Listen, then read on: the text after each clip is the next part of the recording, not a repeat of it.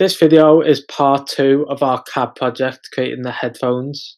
Now in this video we're going to look at sketch constraints which lock a sketch element in a given position or a given direction. So let's jump into Fusion and see how they look. So you should hopefully be up to this point. We're starting to develop our earpiece of our headphones. So now we're going to create a sketch on this back section of our earpiece. So we're going to use the view cube again to look at it from straight on.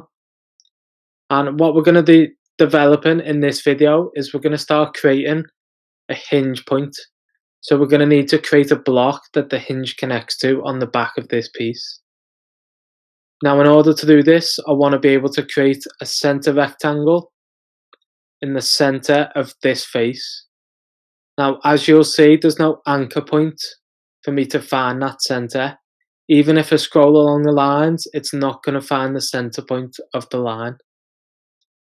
So we're going to look at the only anchor points that we do have. So these are in the top left and the top right of our model so far. So what we're going to do is we're going to create a line using those as our anchor points. Now as you can see, this line is not going to need to be extruded out. So what we're going to do is we're going to make this a construction line in our sketch palette. Now this doesn't get rid of the line, but it tells Fusion that we only need it as a reference for other lines. So you'll see construction lines are shown as this dashed line. So now we have a construction point line to work with. So now when we go to our constraints panel, we're going to want this line to stay where it is.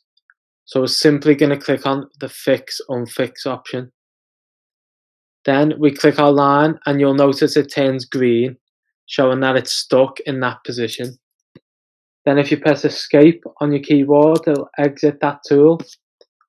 So now when we create our center point rectangle, you notice that when we hover over, it's going to change our cursor to have a triangle on.